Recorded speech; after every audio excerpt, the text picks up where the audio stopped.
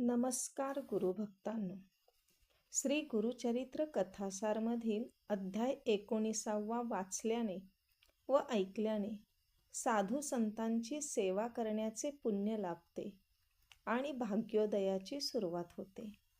साधू संतांची सेवा करण्याचे भाग्य प्रत्येकाच्या नशिबात नसते, पण हा अध्याय ऐकल्याने तुमच्या जीवनातील भाग्याची दारे उघडू शकतात. तर ऐका. नावाड्याची त्रिस्थळी यात्रा, श्री क्षेत्र औदुंबर महात्मय. श्री गणेशाय नमः. नामधारक सिद्धाला म्हणाला, हे योगीश्वरा, तुझा जय असो. तू भक्तांना भवसागरातून तारून नेणारा आहेस. मी अज्ञानरूपी काळोख्या रात्रीत मदोन्मत्त होऊन झोपलो होतो. तू मला गुरुचरित्ररूपी अमृत पाजून निजकृपेने ज्ञानरूपी सूर्याच्या प्रकाशात जागृती आणलीस. आता पुढील कथा सांगावी. सिद्ध म्हणाला, कृष्णा पंचगंगा संगमावर अमरेश्वराच्या निकट असलेल्या औदुंबर वृक्षाखाली श्री गुरु नृसिंह सरस्वतींनी वास्तव्य केले होते. तेव्हा नामधारक म्हणाला, महाराज, पवित्र मानण्यात आलेले अश्वस्थादी अनेक वृक्ष आहेत. असे असताना श्री गुरूंची औदुंबरावरच का प्रीती होती? सिद्ध म्हणाला, पूर्वी नृसिंह अवतारात भगवान विष्णूंनी आपल्या नखांनी हिरण्यकश्यपाचे पोट फाडून त्याचा वध केला. त्या दैत्यराजाच्या पोटात कालकूट विष असल्यामुळे त्याच्या हातांच्या बोटांची व नखांची आग होऊ लागली. त्यावर उपचार म्हणून लक्ष्मीने औदुंबराची फळे आणली. नृसिंहाने त्या फळांमध्ये आपली नखे रोवली, तेव्हा कोठे तो दाह शमला. त्या योगे नृसिंहाचा क्रोधही कमी झाला. शांत झाल्यावर नृसिंह व लक्ष्मी यांनी औदुंबर वृक्षाला प्रसन्न मुद्रेने वर दिला. ती दोघे म्हणाली, औदुंबरा, तुला नेहमी फळे येतील. लोक तुला कल्पवृक्ष म्हणतील. जे तुला पूज्य मानून तुझी भावभक्तीने सेवा करतील ते पापमुक्त होतील. त्यांच्या सर्व मनोकामना पूर्ण होतील. तुझ्या सेवेने वांझ स्त्रीला संतती होईल. गरिबाचे दैन्य जाईल. नदीकाठी तुझ्या छायेत स्नान केल्याने गंगा स्नानाचे पुण्य लाभेल. तुझ्या छायेत बसून जपादी अनुष्ठाने केल्याने अनंतपट फलप्राप्ती होईल. तुझी सेवा करणारा व्याधीमुक्त होऊन आरोग्य संपन्न होईल. त्याचे ब्रह्महत्यादी महादोष नष्ट होतील. त्याच्या सर्व कल्पना फलद्रूप होतील. मी लक्ष्मीसहित तुझ्या सन्निध्य नित्य वास करीन. श्री गुरु नृसिंह मंत्राचा नित्य जप करीत असत. त्या जपाने उग्रता येऊ नये, शांती राहावी म्हणून ते औदुंबराखाली वास करीत असत. श्री गुरु नृसिंह सरस्वती औदुंबराचे महात्म्य जाणून होते, म्हणूनच त्यांना त्याची आवड होती. अमरेश्वरासन्निध 64 योगिनी वास करीत असत, हे मी तुला आधीच सांगितले आहे. या योगिनी रोज मध्यान्ह समयी स्त्री रूपाने श्री गुरूंपाशी येऊन त्यांना वंदन करीत, त्यांना आदराने आपल्या स्थानी नेत. तेथे त्यांची षोडोपचारे विधियुक्त पूजा करून त्यांना प्रेमाने भोजन देत. त्यानंतर श्री गुरु पुन्हा औदुंबरापाशी येत असत.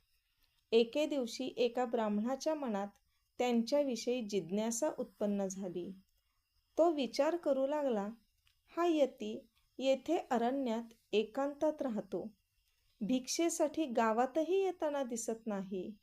मग हा उदरनिर्वाह कसा करतो? इतर वेळी काय करतो? याच्यावर पाळत ठेवण्यासाठी एखादा मनुष्य नेमला पाहिजे. त्या दिवशी श्री गुरूंवर लक्ष ठेवण्यासाठी तो स्वतः संगमावर गेला. त्यावेळी त्याला श्री गुरूंचे इतके भयंकर रूप दिसले की तो भयभीत होऊन पळूनच गेला. त्याच दिवशी मध्यान्हसमयी एक नावाडी आपल्या शेताची राखण करीत असताना त्याने एक अभिनव दृश्य पाहिले. 64 योगिनी नेहमीप्रमाणे श्री गुरूंच्या दर्शनासाठी आल्या. त्यांना घेऊन नदीच्या प्रवाहात शिरल्या. त्यावेळी प्रवाह दुभंगला. मंडळींनी आत प्रवेश करताच प्रवाह पूर्ववत झाला. काही वेळाने श्रीगुरू प्रवाहातून एकटेच बाहेर आले आणि औदुंबरापाशी गेले. ते पाहून नावाड्याला मोठे नवल वाटले.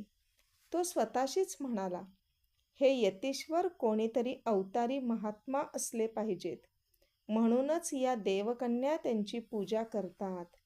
मग त्याच्याही मनात श्रीगुरूंविषयी जाणून घेण्याची इच्छा उत्पन्न झाली. दुसऱ्या दिवशी मध्यान्ही 64 योगिनी श्रीगुरूंच्या दर्शनास आल्या होत्या. त्यांनी श्रीगुरूंना ओवाळले, वंदन केले आणि त्यांना बरोबर घेऊन नदीच्या प्रवाहात प्रवेशल्या. तेव्हा तो नावाडीही त्यांच्या मागोमाग आत शिरला. दुभंगलेला जलप्रवाह पूर्ववत झाला आणि काय आश्चर्य! नावाड्याला तेथे इंद्राच्या अमरावतीसारखे अतिशय मनोहर असे नगर दिसले. वर्णनातीत अशा त्या नगरात रत्नखचित गोपुरे होती. श्रीगुरूंचे आगमन होताच तेथील सर्व लोक आरती घेऊन त्यांच्या स्वागतासाठी आले. त्यांनी श्रीगुरूंना एका दिव्य मंदिरात नेले. तेथे रत्नखचित सिंहासनावर बसवून त्यांची षोडोपचारे पूजा केली. त्यांना षड्रसयुक्त पक्वान्नांचे भोजन दिले. तेवढ्यात श्रीगुरूंचे नावाड्याकडे लक्ष गेले. ते त्याला म्हणाले, तू येथे का आलास? नावाडी त्यांच्या सन्मुख गेला आणि हात जोडून विनम्रतेने म्हणाला, स्वामी, मी सहज भावाने तुमच्या दर्शनासाठी आलो आहे. तुम्ही साक्षात अमरेश्वर आहात. तुम्हीच दत्तात्रेय गुरुमूर्ती आहात. आमच्यासारख्या पददलितांचा उद्धार करण्यासाठीच या भूमीवर अवतरले आहात. तुमच्या दर्शनाने मी धन्य झालो. आपली मजवर कृपादृष्टी राहो, हीच तुमच्या पावनचरणी माझी प्रार्थना आहे. ती स्तुती ऐकून कोमल हृदयी श्रीगुरू अतिशय प्रसन्न झाले. त्याला वरदान देताना ते म्हणाले, आता तुझे दैन्य गेले असे समज.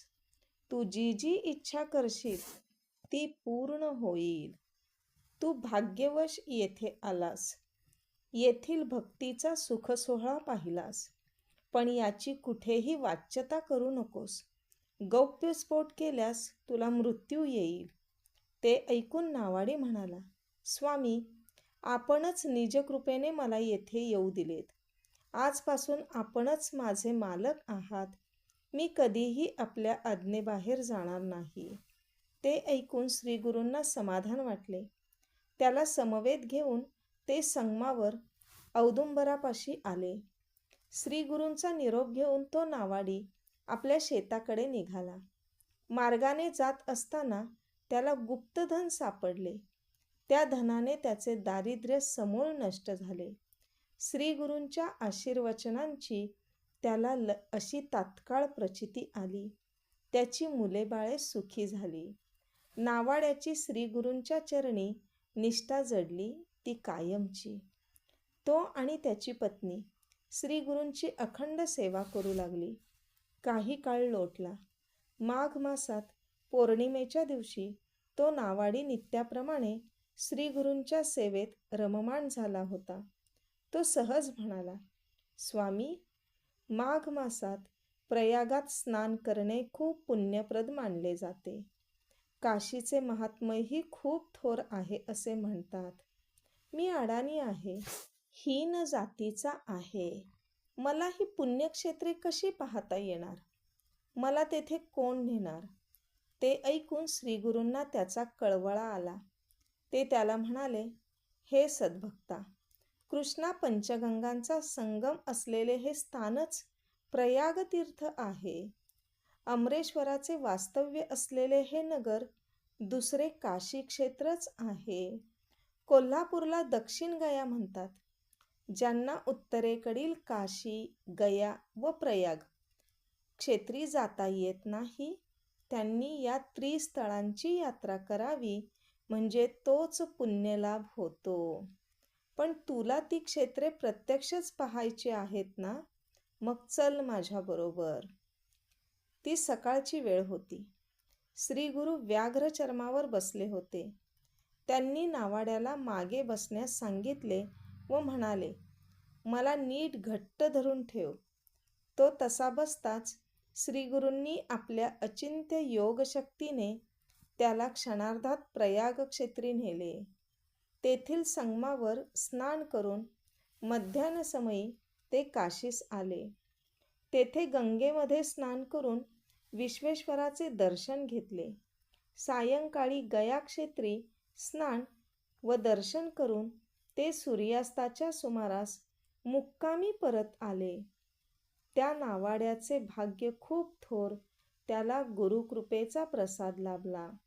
एका दिवसात 3 पुण्यक्षेत्रांच्या यात्रा घडल्या. औदुंबर स्थळी श्रीगुरूंची कीर्ती पसरली, तेव्हा त्यांनी अन्यत्र जाण्याचे ठरविले. अमरेश्वराचा निरोप घेऊन ते निघाले, तेव्हा 64 योगिनींना अतिशय दुःख झाले.